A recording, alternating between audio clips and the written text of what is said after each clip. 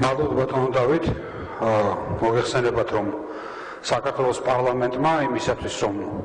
მომავალი დისკუსია და მსჯელობა პარლამენტში საკონსტიტუციო ცვლილებებთან დაკავშირებით სრულყოფილი იყოს, კანონის სრული დაცვით შექმნა საკონსტიტუციო საკითხების განხილვის კომისია და საერთაშორისო ორგანიზაციები დაინტერესებულები არიან და ეს ასე ხდებოდა ყოველთვის, იმით რომ როგორც უმრავლესობას, ასე უმცირესობას დაეხმარონ საზოგადოებასთან ერთად ამ ცვლილებების განხილვაში. შესაბამისად შედგენილია ეს კომისია, შედგენილია სპეციალური გრაფიკი და უნდა ჩატარებულიყო და დაგეგმილი არის რიგი განხილვებისა, რომელიც არის აბსოლუტურად ნორმალური და ცივილიზებული პროცესი. სამწუხაროდ უნდა ვთქვა, რომ ეს პროცესი ჩაშლის პირას არის და ეს დადასტურდა პირველივე შეხვედრაზე საკონსტიტუციო საკითხების განხილვის პირველივე საჯარო შეხვედრაზე ზუგდიდში,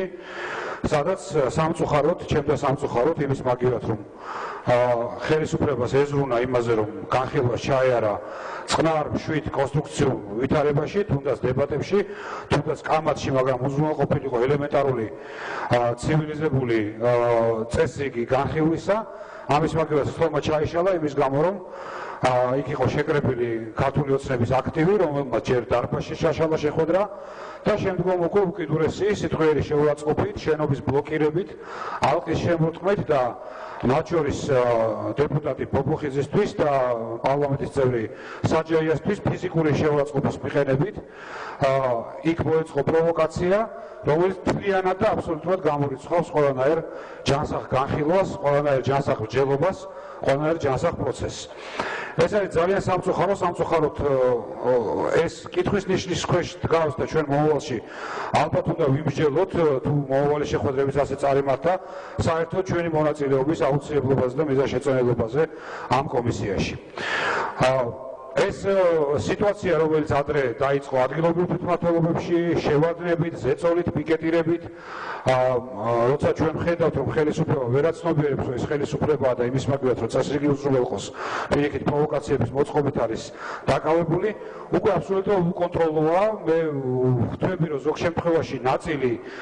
თქვენი კოალიციის წევრების ალბათ დაკავებულია იმით, რომ მოვაწყოს პროვოკაცია და მეორე ნაწილი მე მგონი გულწრფელად ზრუნავს იმაზე, რომ ეს პროვოკაციები არ მოხდეს. ანუ სიტუაცია არის უკონტროლო, უნდა იმდენად რეგიონებში უკვე,